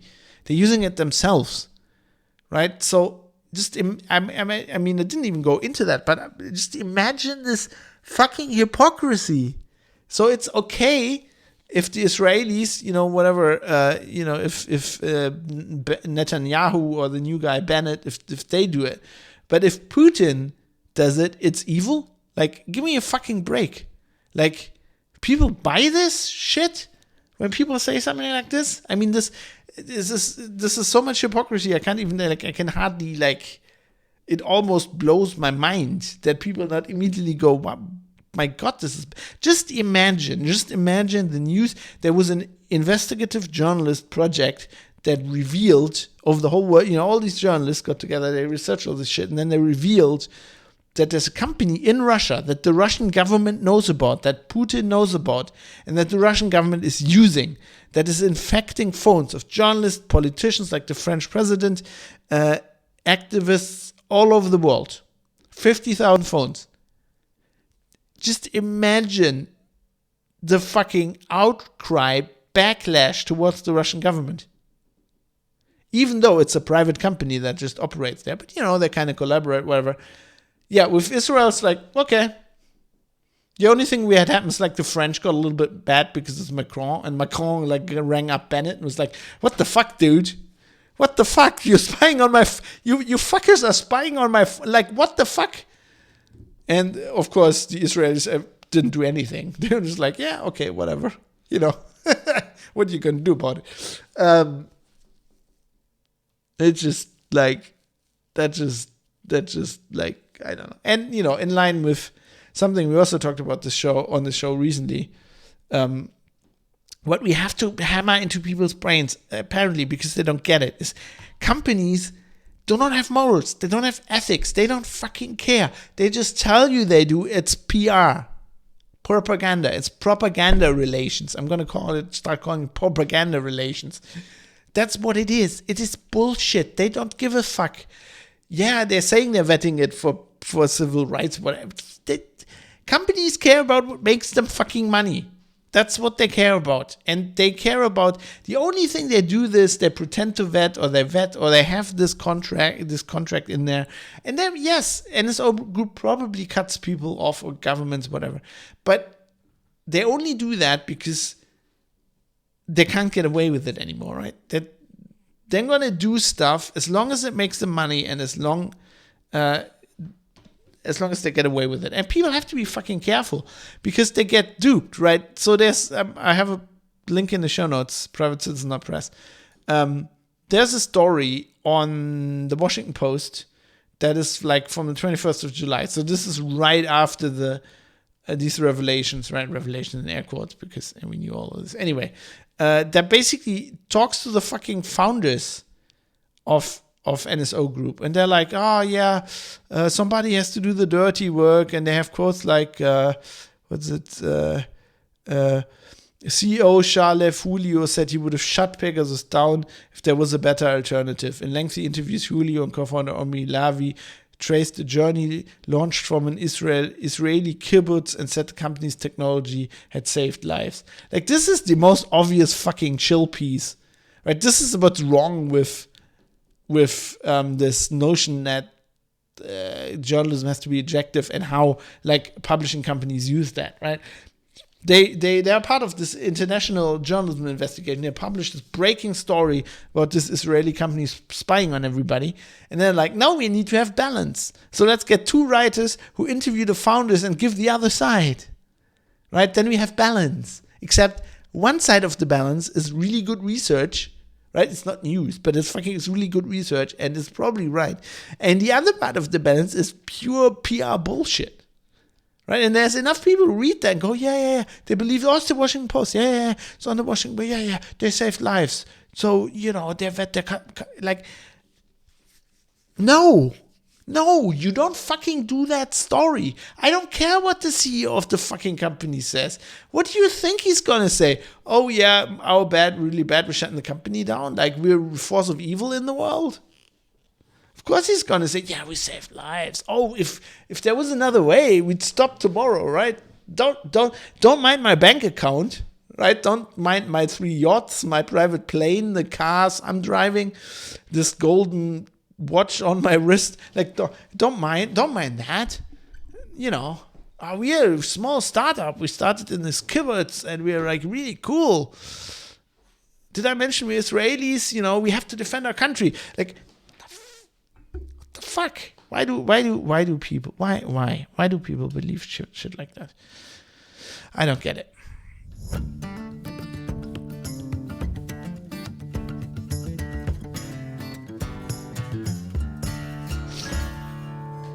But the last thing I want to talk about, something that's also really important, and something that not a lot, well, you know, the tech press as usual is focused on this, but like this is a thing that really, I don't think has to hit the mainstream so much.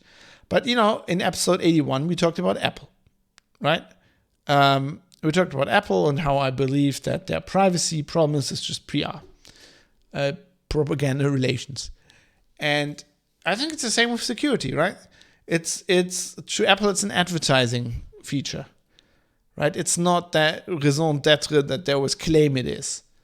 So how else could you explain? Like, there's literally a report from yesterday from TechCrunch where they talk about, like, there is still like current exploits that they can use, right?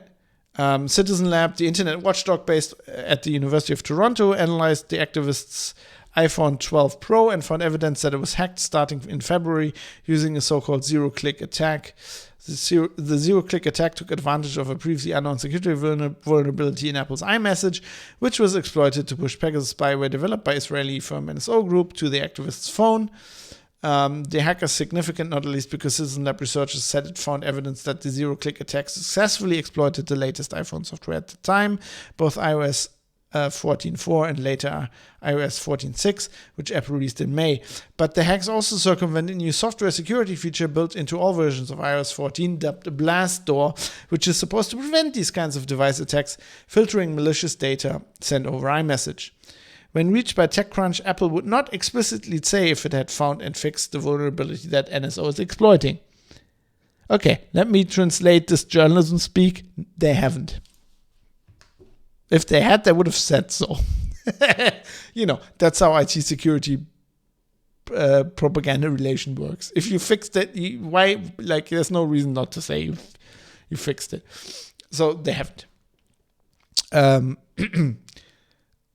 A spokesperson for Apple said Blastdoor was not the end of its efforts, to secure iMessage, and that it had strengthened its defenses in iOS 15, which is slated for release in the next month or so. So you'll have to buy a new iPhone. No, you're probably, I don't know if I still get it on my iPhone, on my old shit-ass iPhone. But, and then we have a nice, interesting tangent here that I liked. This further on in the story. Musa Abd Ali, a photojournalist who was previously targeted by Finn Fisher, this other spyware company. So it doesn't, it's not only NSO Group, there are lots of companies doing this. Sold to the Bahraini government, had its iPhone hacked while living in London. Abd Ali, who said he was arrested and tortured in Bahrain, said that he thought he would find safety in the UK, but that he still encounters digital surveillance, but also physical attacks, as many victims of spyware experience. Yeah, no shit. Just ask Assange how much the UK values your freedom. Instead of protecting me, the UK government has stayed silent while three of their close allies, Israel, Bahrain, and the UAE, conspired to invade the privacy of myself and dozens of other activists, he said. Yeah, that's exactly. I just thought that was just like a good another just viewpoint on what I was saying, right? We have these governments conspiring. Like, this is a fucking conspiracy. And, as far as Apple is concerned, The Guardian, so this is like a day or a few days after the initial Project Pegasus reporting, basically also came to this conclusion. So even back then, last month or whatever, The Guardian said, dating back to the earliest days of the mobile platform, Apple fought to ensure that hacking iOS was hard, that downloading software was easy and safe, and that installing patches to protect against newly discovered vulnerabilities was the norm. And yet Pegasus has worked, and this is the important part, in one way or another on iOS for at least 5 years, half a decade. Probably longer, right? We probably didn't know about the first 5 years. The latest version of the software is even capable of exploiting a brand new iPhone 12 running iOS 14.6, the newest version of the operating system available to normal users. More than that, the version of Pegasus that infects those phones is a zero-click exploit. There's no dodgy link to click or malicious attachment to open. Simply receiving the message is enough to become a victim of the malware. It's worth pausing to note what is and isn't worth criticizing Apple for here. No software on a modern computing platform can ever be bug-free, and as a result, no software can ever be fully hacker-proof. True. Governments will pay big money for working iPhone exploits, and that motivates a lot of unscrupulous security researchers to spend a lot of time trying to work out how to break Apple's security. But security experts I've spoken to say there's a deeper malaise at work here. Quote, Apple's self-assured hubris is unparalleled, unquote. Patrick Wardle, former NSA employee and founder of the Mac security developer Objective-C, C as in Sierra Echo Echo, told me last week. Quote, they basically believe that their way is the best way, end quote. What that means in practice is that the only thing that can protect iOS users from an attack is Apple. And if Apple fails, there's no other line of defense. And the heart of the criticism Wardle accepts is a solid motivation. Apple's security model is based on ensuring that for the 99% or more for whom the biggest security threat they will ever face is downloading a malicious app while trying to find an illegal stream of a Hollywood movie, their data is safe. Apps can only be downloaded from the company's app store where they are supposed to be vetted before publication. When they are installed, they can only access their own data or data a user explicitly decides to share with them. And no matter what permission they are given, a whole host of the device's capabilities are permanently blocked off from them. But if an app works out how to escape that sandbox, then the security model is suddenly inverted. Quote, I have no idea if my iPhone is hacked, end quote. Wardle says, quote, my Mac computer, on the other hand, yes, it's an easier target, but I can look at a list of running processes. I have a firewall that I can ask to show me what programs are trying to talk to the internet. Once an iOS device is successfully penetrated, unless the attacker is very unlucky, that implant is going to remain undetected, end quote. A similar problem exists. That's a very good analysis on The Guardian, by the way. A similar problem exists at the macro scale. An increasingly common way to ensure critical systems are protected is to use the fact that an endless number of highly talented professionals are constantly trying to break them and to pay them money for the vulnerabilities they find. This model, known as a bug bounty, has become widespread in the industry, but Apple has been a laggard. The company does offer bug bounties, didn't for a long time, by the way, does offer bug bounties, but for one of the world's richest organizations, no. The Guardian, the richest company in the world, by a big margin, I think. Compared to I think the second biggest Microsoft, they're pretty much better. Anyway, but for one of the richest organizations, its rates are pitiful. An exploit of the sort that NSO Group deployed would command a reward of about $250,000, which would barely cover the cost of the salaries of a team that was able to find it, let alone have a chance of outbidding the competition, which wants the same vulnerability for darker purposes. And those security researchers who do decide to try help fix iPhones are hampered by the very same security model that lets unsuccessful attackers hide their tracks, and often hampered by Apple themselves, when you try to contact them, etc., etc. It's hard to successfully research the weaknesses of a device you can't take apart physically or digitally.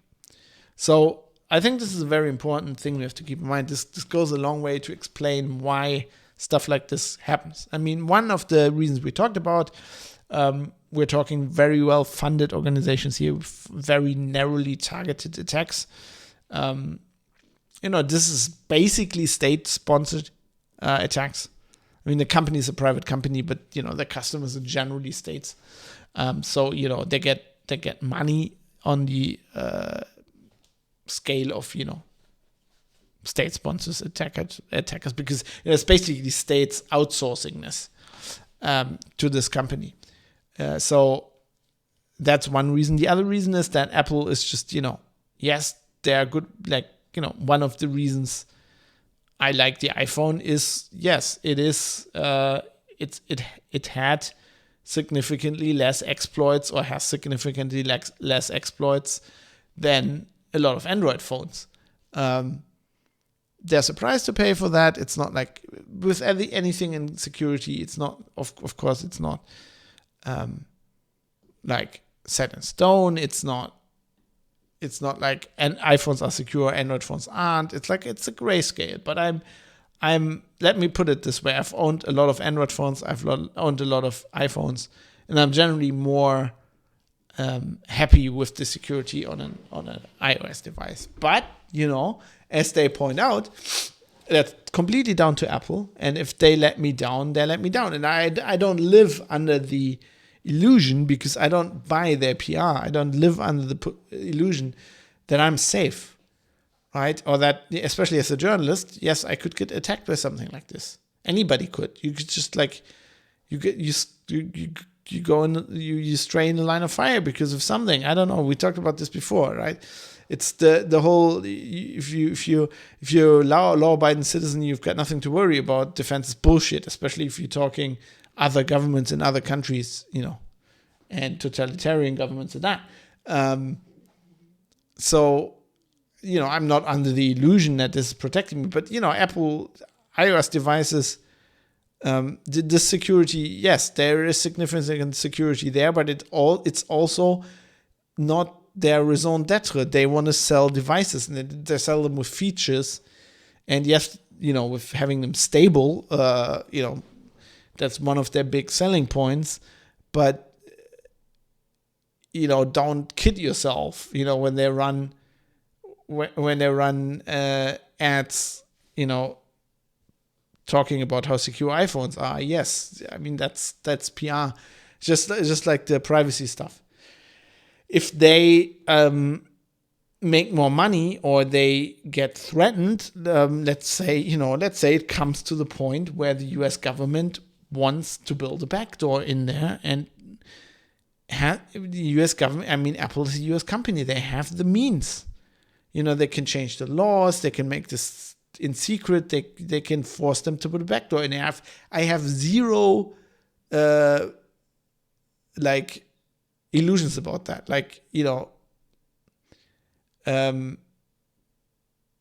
Doesn't matter how often Tim Cook says we're never going to do that.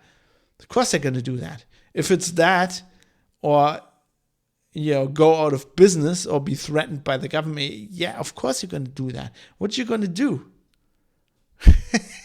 What's Tim Cook going to do if the fucking FBI shows up? It is he's rich as fuck, but he's still a citizen in the US, right? They can presumably just put him in a van and is off to Guantanamo. I don't know, Patriot Act, black helicopters, conspiracy theories. If you want security, don't carry a phone. The trade-off is that you don't have a phone. This is why these solutions don't work, right? So what you have to be aware of is that it's always a trade-off between usability and security, and you have to have usability. If it was that easy, these people wouldn't get attacked. Like if you as an activist could live without a smartphone, if a journalist could live without a smartphone, they would, and he wouldn't be attacked. Right? If as a journalist you could put your privacy over having to use Google because you need to find information, I wouldn't be using Google. Right? It's not because I'm lazy. It's because I need it. I constantly try other search engines. I tried to use Bing for a week. It was the biggest disaster. I had to give up after 2 days. I just couldn't I was writing stories. I knew I knew there was material on this because I read it before and I couldn't find it. Whatever I did, I couldn't find it in Bing. I just had to give up. I typed the thing into Google, found it immediately. It's just it's just any security solution that tries to basically ignore the user's needs, and it's never going to work, right?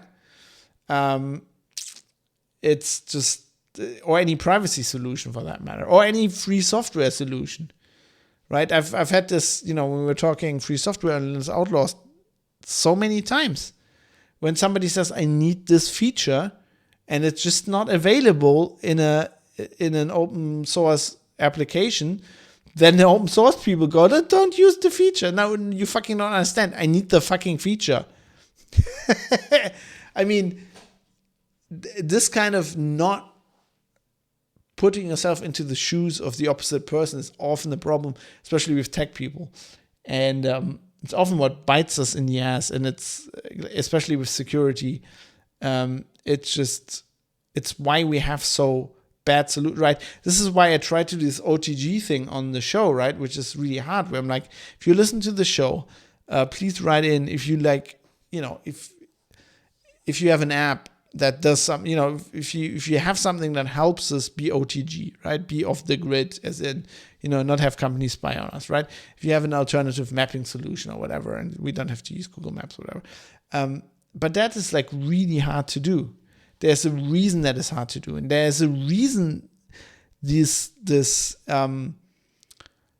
idea of surveillance capitalism works, because it's really hard to live in the modern world as a functioning person with a life without this stuff, right? It's virtually impossible to be a journalist without having a smartphone. It just does not work. Or having a computer or whatever, so it's that is one of the problems. And that's, then if we accept that, and then we have to accept the fact, okay, I have a smartphone now, I cannot secure it. And then you have to just tailor the solution to your lifestyle. You have to go, okay, so maybe if I am writing a very, very, like in my daily work as a journalist, like 90% of the time, I can just use my computer, my smartphone, whatever, all of that. Doesn't matter. I'm just writing about, I don't know, the next Apple update, whatever. Who cares? But now I have like a whistleblower who's contacted me over Tor or whatever. And I'm going to meet him. And this is going to be a very, very, very critical story. And it's going to be very sensitive, right? Can I maybe not take my phone? Maybe I can do this story just on paper. Maybe I just take a notebook, right? A notebook on a pen, and a pen. Be really old-fashioned. And then if they want to spy on me, they have to do the legwork. They actually have to tail me in a car and follow me around and sit like wherever we're meeting at the next table. I mean, of course, maybe the guy has a phone, and it gets like the source has a phone, and it gets blown that way because they're spying on him or her. But like that's the kind of thing how you have to approach these things. You have to there's no ready-made solutions for any of that. It's not like I can buy antivirus and I'm safe, right? You always have to look at your threat landscape. Like, what are my problems? What am I using? What software am I using? What hardware? Like, where am I vulnerable? Who am I defending against? Right? And it's hard. This whole shit is hard. As Rossi says, freedom hater. Yeah. Well, we've known this. We've known this for decades now. Just use Google at your friend's house to do all of your research. Yeah, but they're smart enough to figure out it's me. That's the real problem. Also, if I take my phone with me, then Google knows where I am because I got Google Maps on my phone, whatever. Yeah, exactly. Flexibility and trade-offs, says Mozart. You have to. It's hard. It's hard to do, but that's why we fail, right? That is something nobody manages to explain to normal people, because the journalists that are writing this, they don't know enough about this. And techies often, like I've worked with a lot of tech journalists, and they're often blind to this as well. Like I was very happy at Heise Security, like the people there had a very, very flexible, like they understood generally. I worked with people who understood this, and I learned a lot of this from like my editor there, and colleagues there who impressed this on me from the beginning, like how there's always trade-offs, how you have to analyze who you're defending against and all that. I mean, I didn't come up with that, but like there's also lots of techies who don't understand this, and also lots of tech journalists.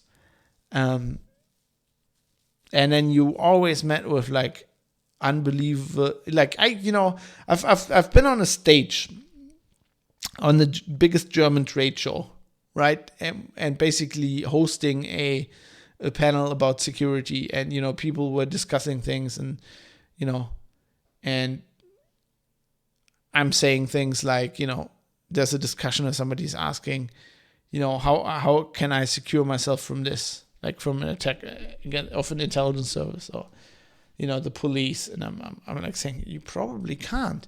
And everybody, like, these are security professionals, experts in their field, like 600 of them or like 1,000 or whatever people were there, and like everybody goes like, what? Like, what does that mean? Like, they can't say that. Like, of course you can defend. I'm like, no, if it's the fucking BND.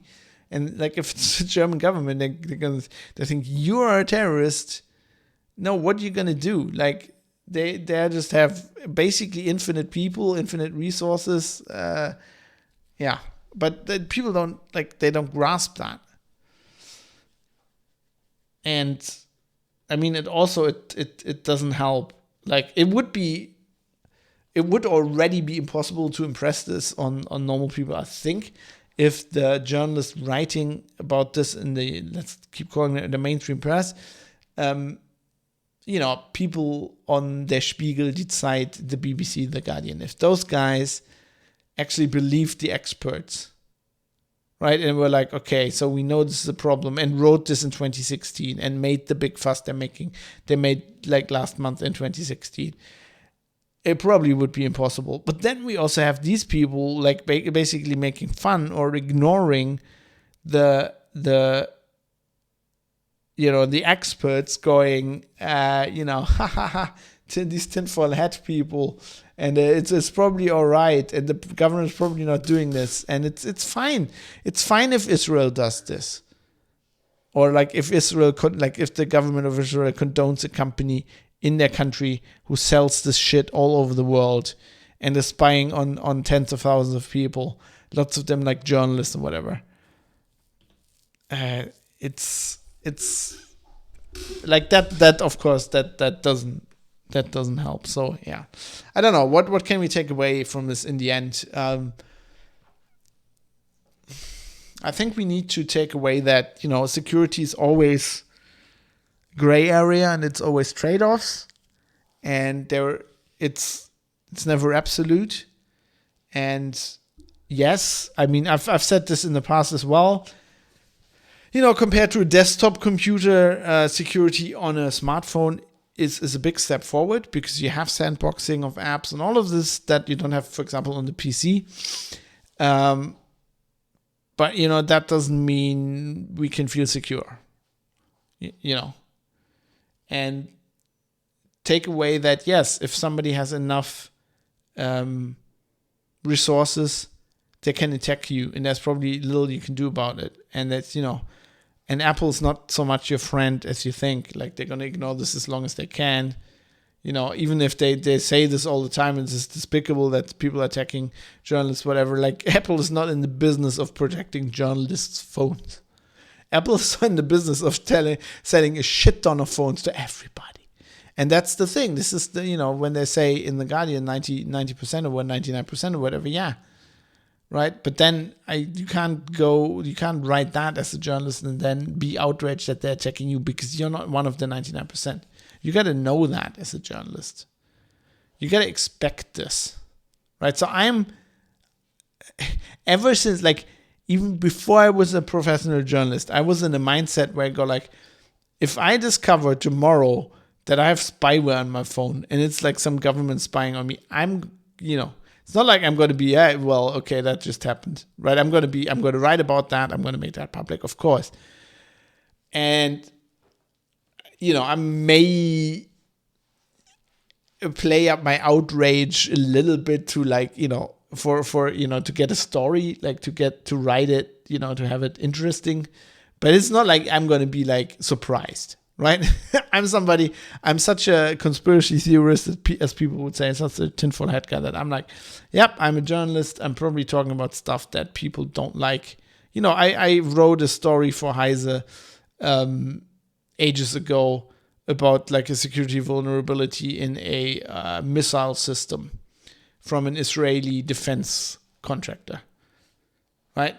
So I write the story's published on Heise, and not an hour later, I get a phone call from Israel, from that company, allegedly, where they wanted me to like unpublish the story. But it didn't really sound like they were really from that company.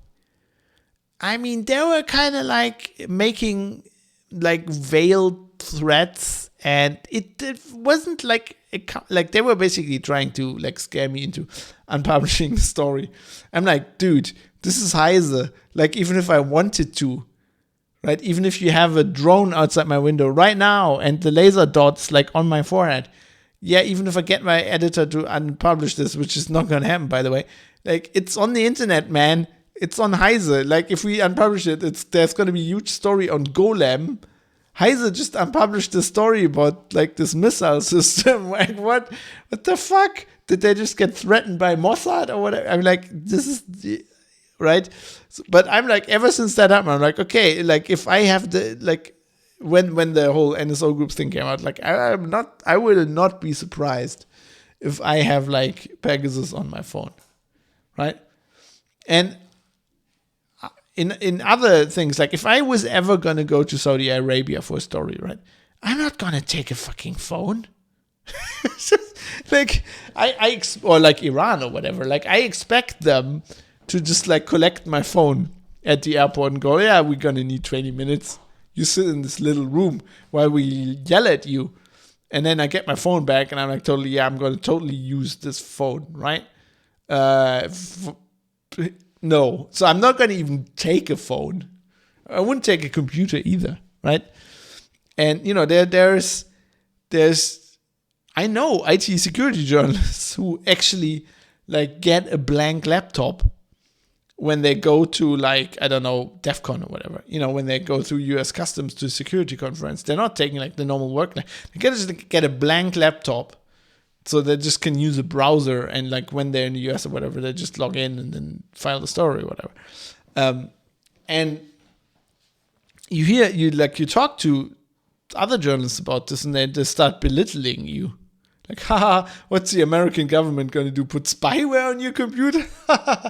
Yeah, probably. And they're like, yeah, you're crazy. No, we're not crazy. We're not crazy. This is a case, and this is why this episode is called this. This is the case where the conspiracy theorists were right again. They are right sometimes. There are lots of idiotic conspiracy theories, but sometimes, what's that saying about being paranoid? Like, sometimes, being paranoid doesn't mean they're not out to get you. And if you're a journalist or whatever, you'd assume this, right? If I worked for like the Bundestag or the parliament or whatever, right?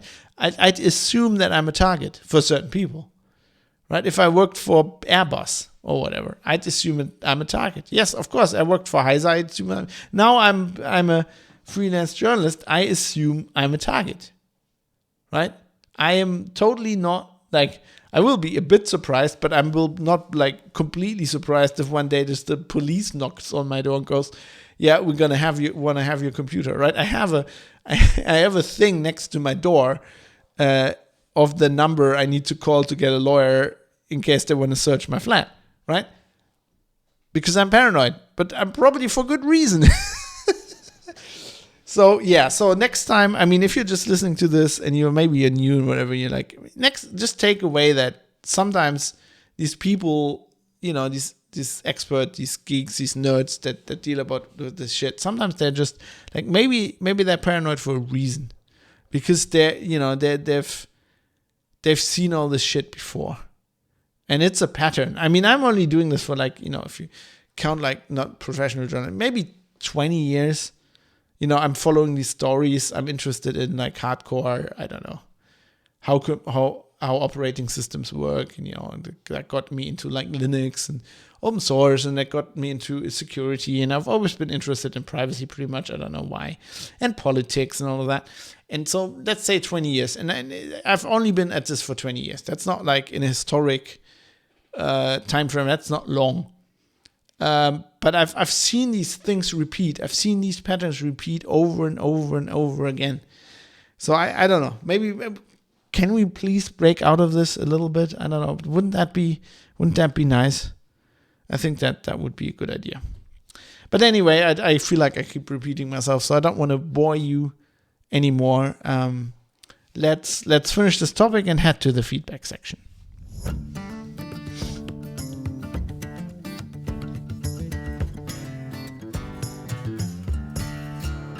And actually, there is not really any feedback I want to talk about right now, but I feel it's kind of okay. I was kind of worried about this, but I put the show notes together, but then I was like, I'm probably going to ramble about this topic long enough, and soon enough, it's almost like 2 hours. So I have, but we had lots of valid feedback from Twitch chat today, which I thought was great. So we actually had a lot of feedback, and I also had 2 producers contact me independently with 2 independent stories. So this is Stefan and also Gold Taran, who's also a Twitch subscriber and in chat once in a while.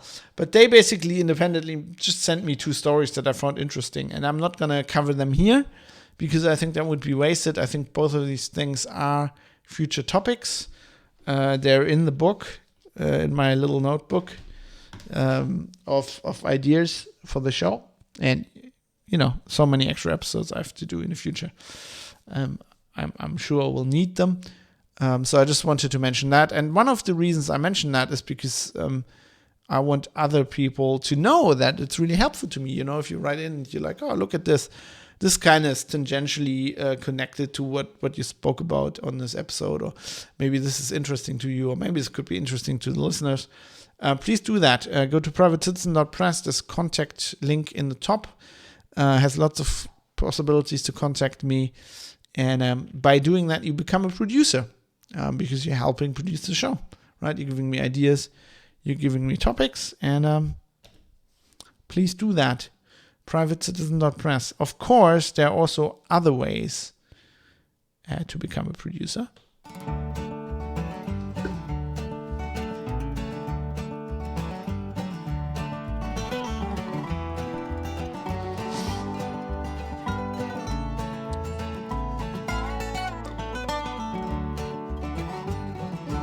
Which is a segment I call Toss a Coin to Your Podcaster, because he's a friend of humanity. If you haven't seen The Witcher on Netflix, you should do that. Even if you're not interested in the games or whatever, watch it. It's great. Henry Cavill does a great job. It's a great show. There are not many movies, probably none, or TV shows made based on video games that are truly great. This one is. Probably also because, before the video game was books. Anyway, watch The Witcher. But totally unrelated. You can, of course, also help the show monetarily because, this is value for value. What No Agenda calls this model, and I like that, which is, get it for free, and then you can decide your own value. You can also call it pay what you want, maybe, but, you don't have to. The idea is I don't want to guilt you into it. I'm just mentioning it because I am somewhat dependent on it. But, I don't want to, if you're listening to this, I don't want to guilt you specifically. I just want everybody, the whole community to know that, if nobody helps out, this show is going to go away. Because I kind of need to somehow make a little bit of money from this. Otherwise, I will have to get myself a job at some point, and then I probably won't have time to do this anymore. If past experiences are an indicator. Anyway, so I make it quick. You can become a patron on Patreon, which is like a monthly thing, but it starts at $1, I think. Depends on where you are, taxes, whatever. You can also send one-off monetary contributions to the via PayPal to the email address producers@fab.industries.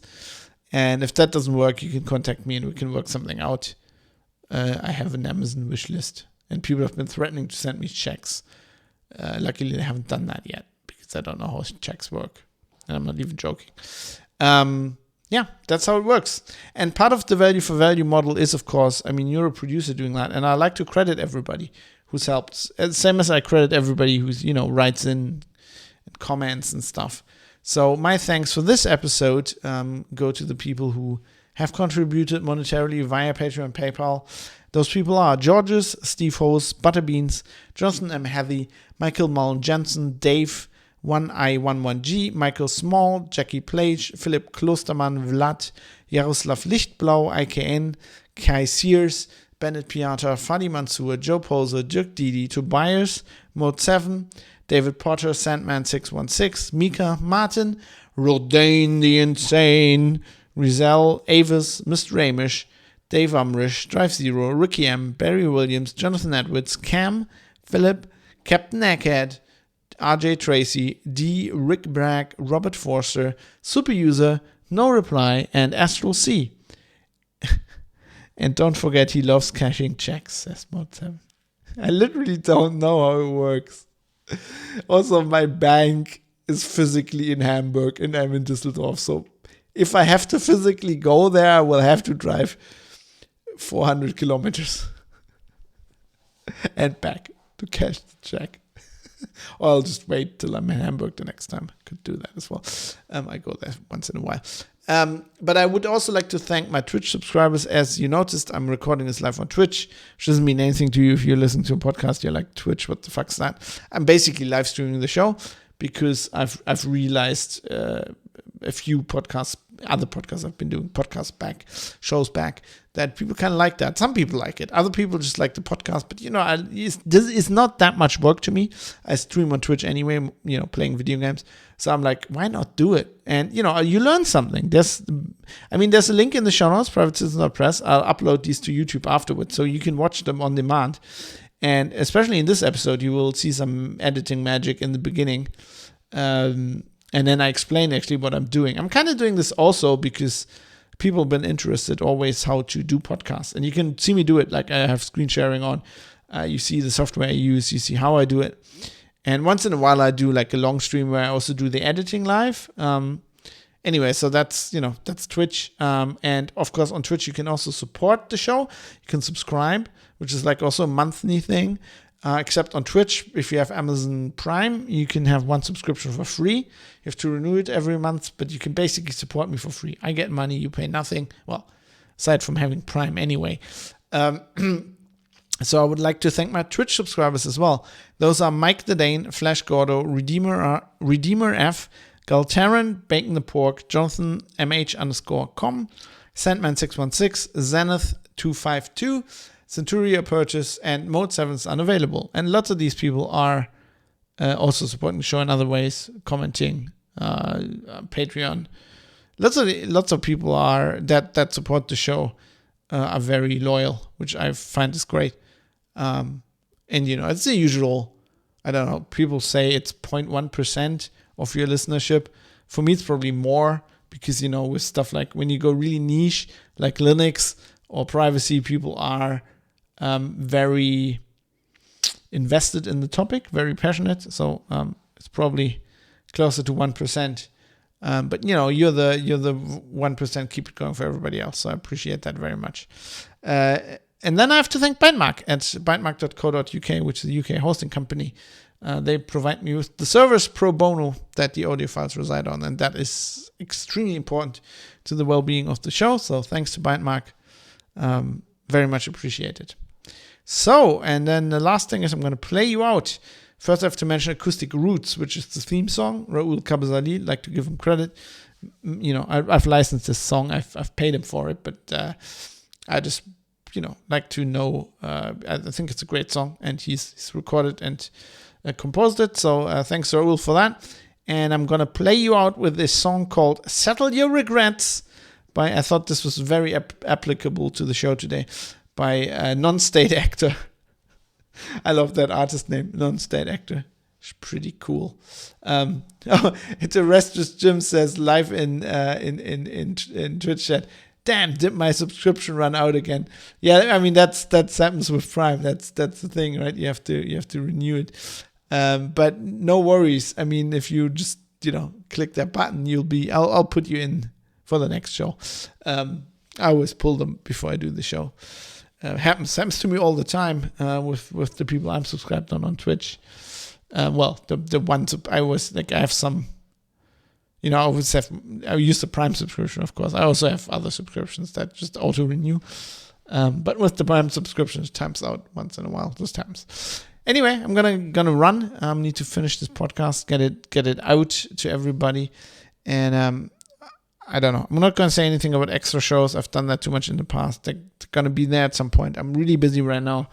It's the same stories always. I always think like, it's going to get less busy, and then stuff just happens. But some of it is just free time where I'm like away on the weekend, which I very much cherish right now, to be able to travel again and meet some people, even though it is still under, shitty circumstances. It's still not as free as I would wish it to be, and I have to wear things in my face that I don't want to wear in my face, but it's getting better. So I'm currently taking every opportunity, let's put it that way.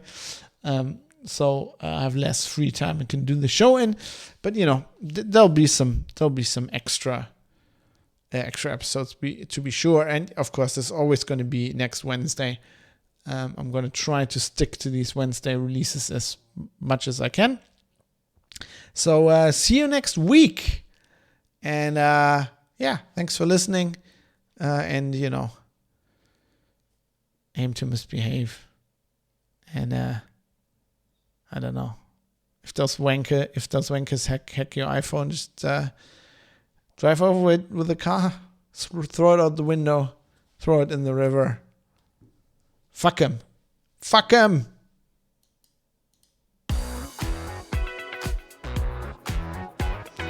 And that is the wrong song.